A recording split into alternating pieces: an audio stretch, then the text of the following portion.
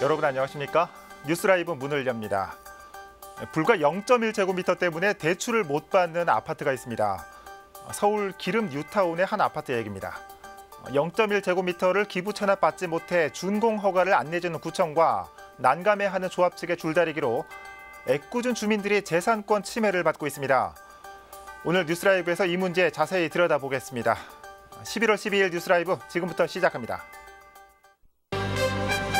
오늘의 헤드라인입니다. 2,000세대가 살고 있는 한 아파트가 사유지가 포함된 0.1제곱미터를 기부 체납하지 못해 준공 허가가 9개월째 미뤄지고 있습니다. 서울시가 버스 공용 차고지를 활용해 신혼부부와 청년들을 위한 공공주택 1,800호를 추진합니다.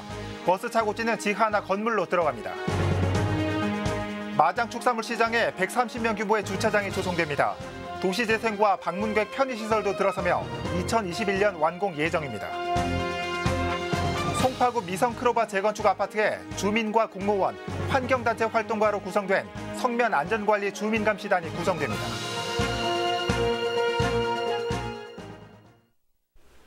성북구 기름 뉴타운의 한 아파트가 준공 허가를 두고 골머리를 앓고 있습니다.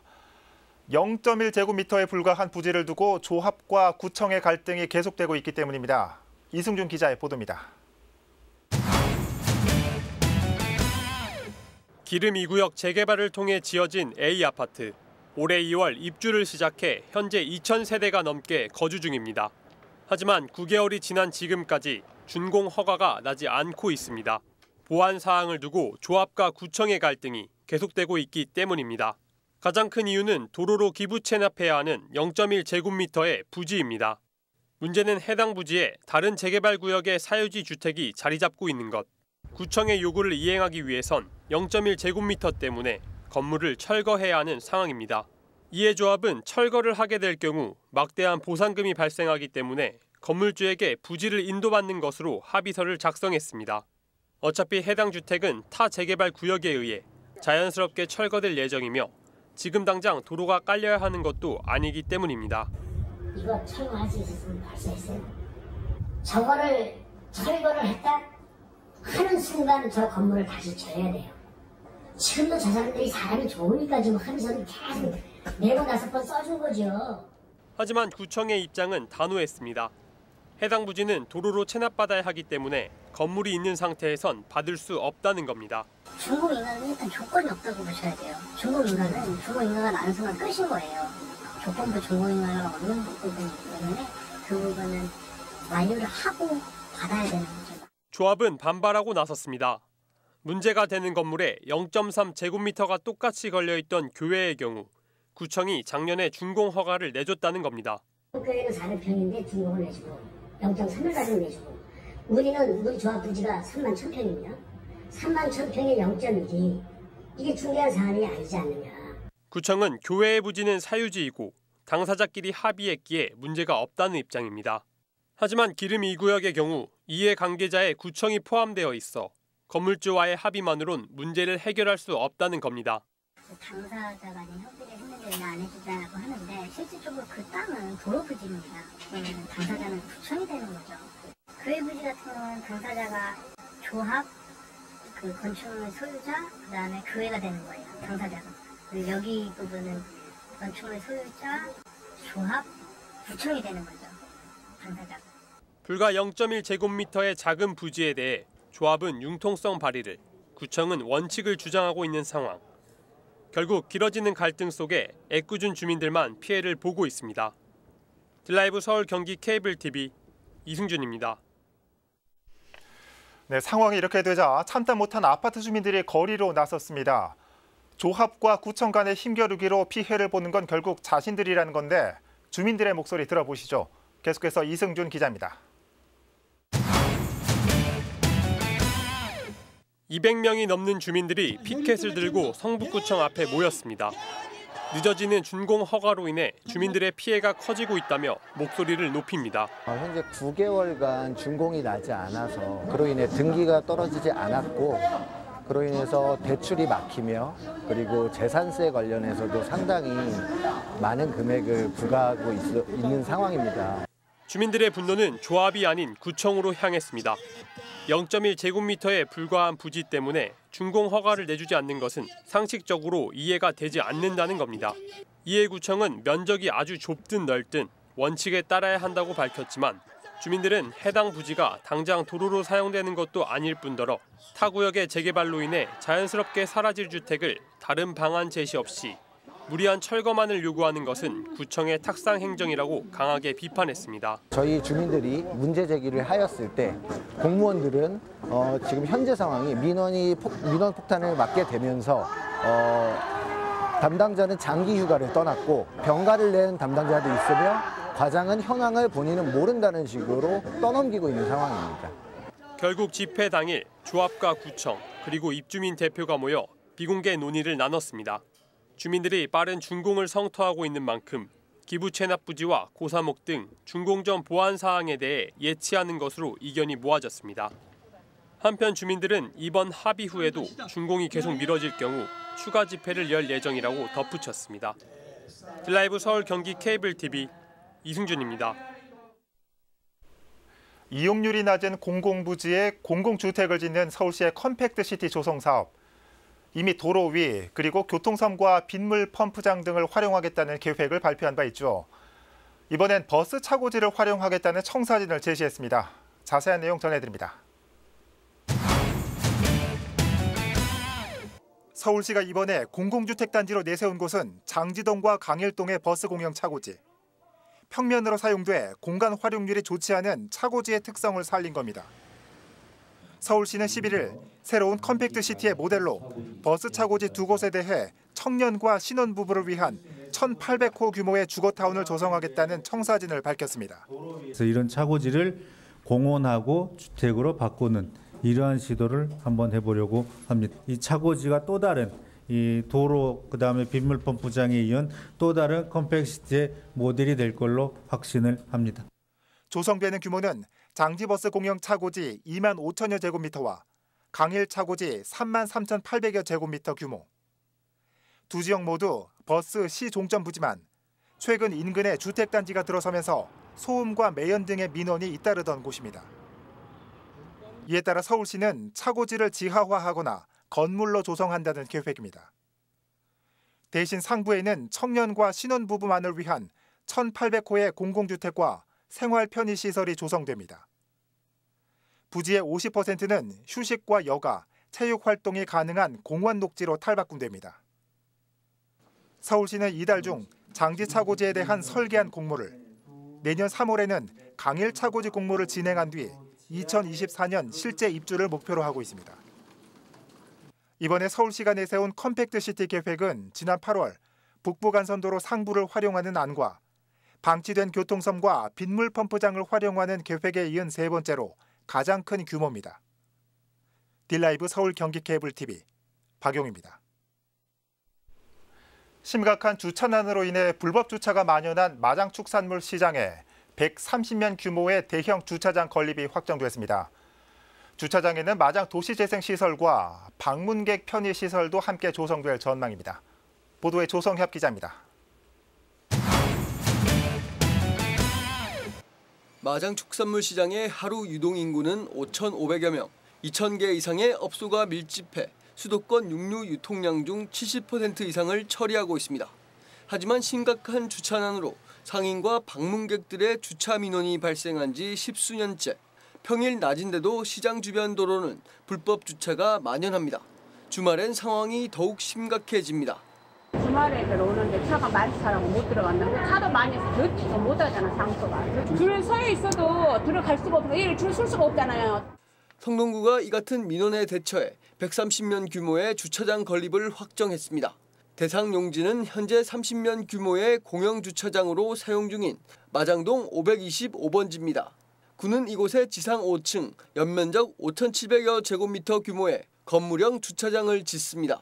주차장 2층부터 4층까지의 공간엔 마장 도시재생 업무시설과 주민 편의시설도 함께 들어섭니다. 사업비는 총 191억 원으로 중소벤처기업부 주차장 개선 사업에 공모해 받은 137억 원과 마장 도시재생 사업 예산 54억 원을 합쳤습니다. 주차난이 굉장히 많이 해소되리라 생각을 하고 우리 상인분들이 굉장히 지금 고무돼 있죠. 기분이 아주 좋고.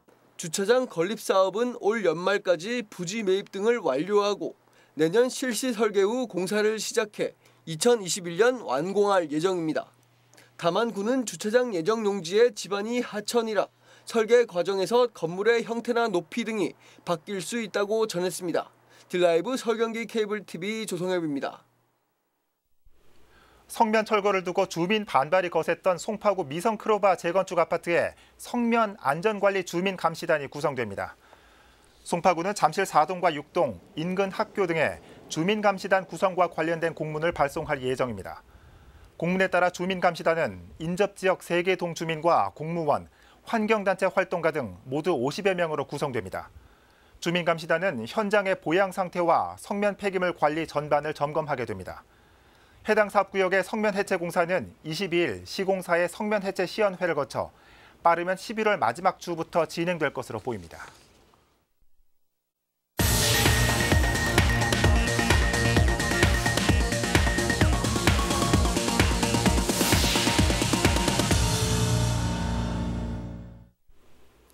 지난 2010년 관련 조례가 제정되고 10년 만에 송파 문화재단이 출범했습니다.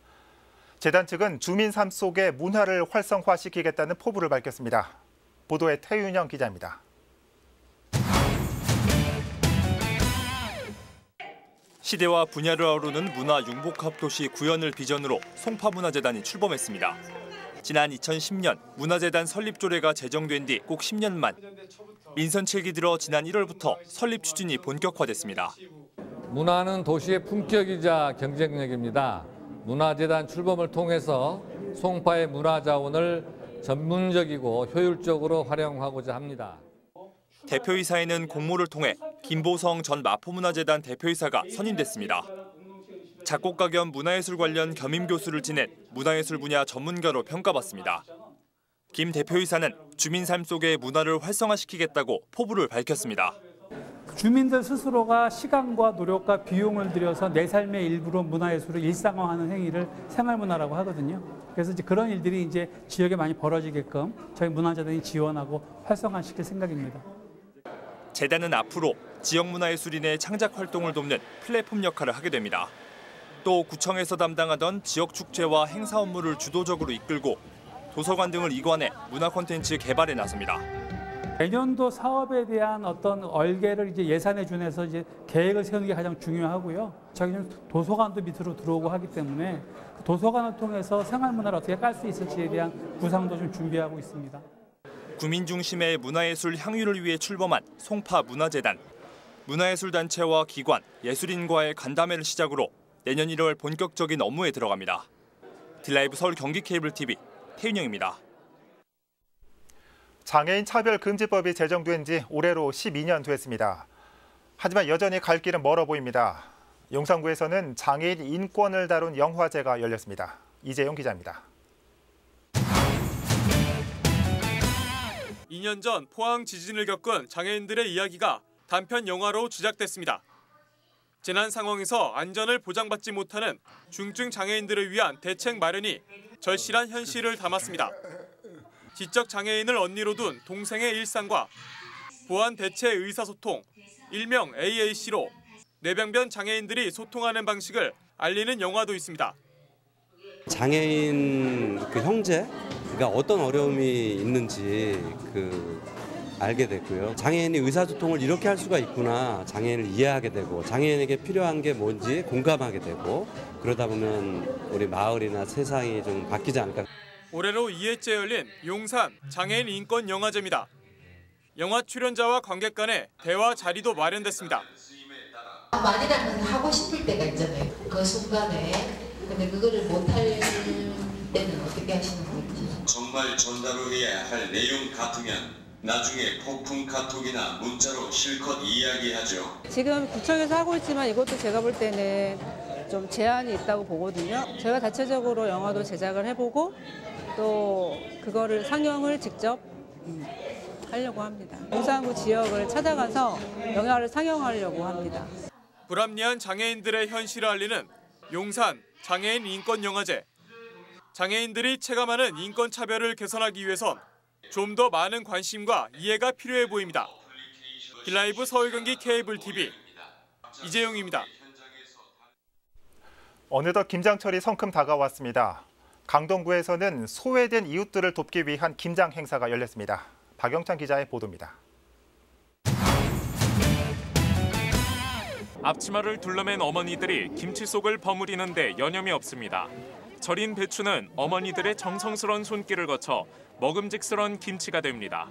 이른 아침부터 김치를 만드느라 몸은 피곤하지만 어려운 이웃들에게 힘이 될 수 있다는 생각에 따뜻한 마음으로 봉사에 임합니다. 어려운 이웃을 위해서 김장을 하는 것에 대해서 뜻깊고요. 너무 행복해요. 오늘 이런 데 참여하게 되어서. 강동구에서 살고 있는 소외된 이웃들을 돕기 위한 김장 담그기 행사가 열렸습니다.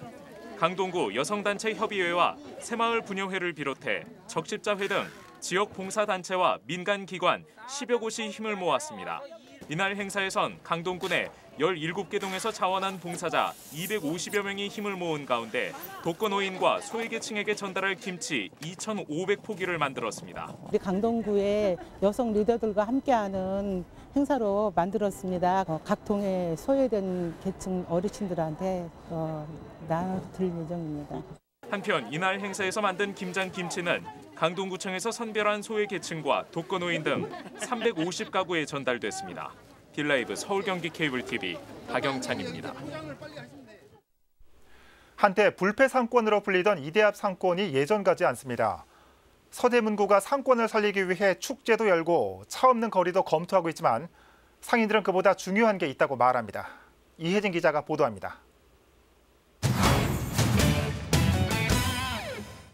지난 1일 이대합 도로에서 열린 이화 아트로드 축제.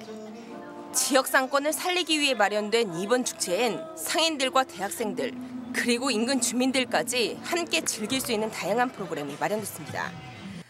또 이날 서대문구는 2대 정문부터 시작되는 이화로를 차 없는 거리로 조성하는 방안에 대해 그 가능성을 점쳐보는 시간을 갖기도 했습니다. 실제로 신촌 연세로의 경우 차 없는 거리로 운영되면서 상권이 부활했다는 평가를 받고 있는 상황. 차 없는 돌에 광장이 생기고 그 안에 다양한 문화 콘텐츠가 접목되면서 사람들을 이끌고 있다는 이야기입니다. 하지만 이대합 상인들은 다른 의견을 내놓고 있습니다. 일단 먹거리 업종이 많은 신촌과 옷과 신발 가게가 많은 이대합 상권은 차이가 있다는 것. 온라인 쇼핑몰이 커지면서 이대합을 찾는 손님은 내국인이 아닌 외국인 관광객이란 점입니다. 실제로 이대 상권을 찾는 손님의 80% 정도가 외국인 관광객입니다. 때문에 외국인 관광객 위주로 변한 주변 상권에 주목해야 한다고 말합니다. 단체 관광객을 유치하기 위한 무료 버스 주차장과 화장실 같은 편의시설이 확충돼야 한다는 것. 차 없는 거리나 지역 축제보단 외국인 관광객에게 초점을 둔 대책이 필요하다는 겁니다. 쓰레기통도 문제고 화장실도 문제고 그런 게 크지는 않지만 그냥 소소하게 하는 플러스 같은 거. 주차장 무료해주면 아무래도 안 올 게 오고 안 될 게 되면은 그 사람들이 잠깐 동안은 쇼핑할 수 있는 시간이 주어지거든요. 이대합 소비의 중심에 선 외국인 관광객들. 몰락한 이대합 상권을 부활시키려면 소비의 주체가 누구인지 다시 한번 생각해봐야 할 때입니다. 딜라이브 서울경기 케이블TV 이희지입니다. 을지로는 최근 들어 도심 산업과 문화 그리고 예술이 어우러진 곳으로 주목받고 있습니다. 중구가 청계산과 공중보행로에 지역의 다채로운 모습을 영상으로 제작하고 1인 미디어 제작자들과 공간을 공유하는 을지로 전파사를 열었습니다. 지혁배 기자가 다녀왔습니다.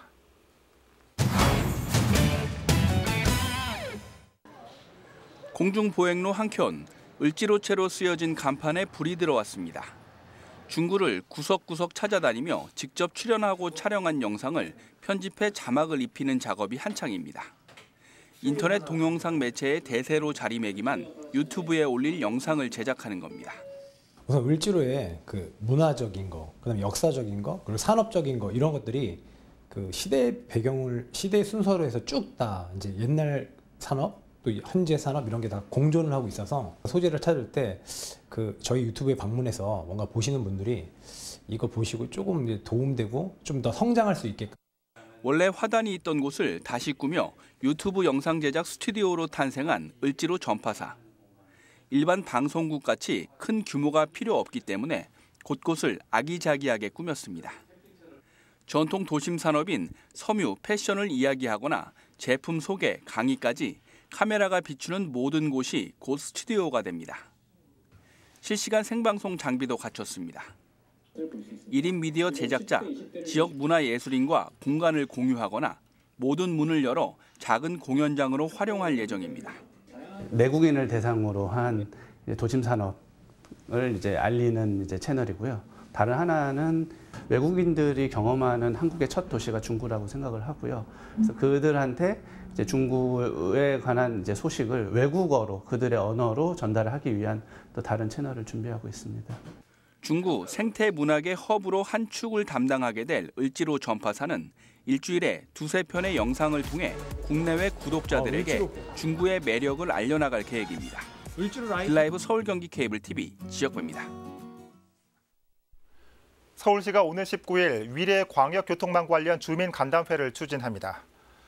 위례 신사선과 위례 트램의 기간 단축 방안을 모색하고 추진 현황을 설명하는 자리로 관련 부서 담당자와 위례 신도시 비상대책위원회가 참여할 예정입니다. 또 한국철도기술연구원 오송기지에서 트램 시험선 시승식도 추진하고 있는 것으로 알려졌습니다.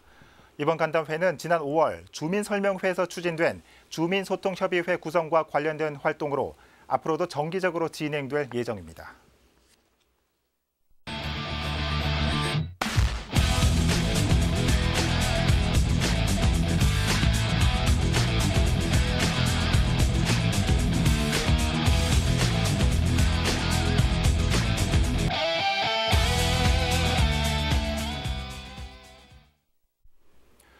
곳곳에서 만나는 보도블럭 정비를 보며 연말이 다가옴을 느낍니다.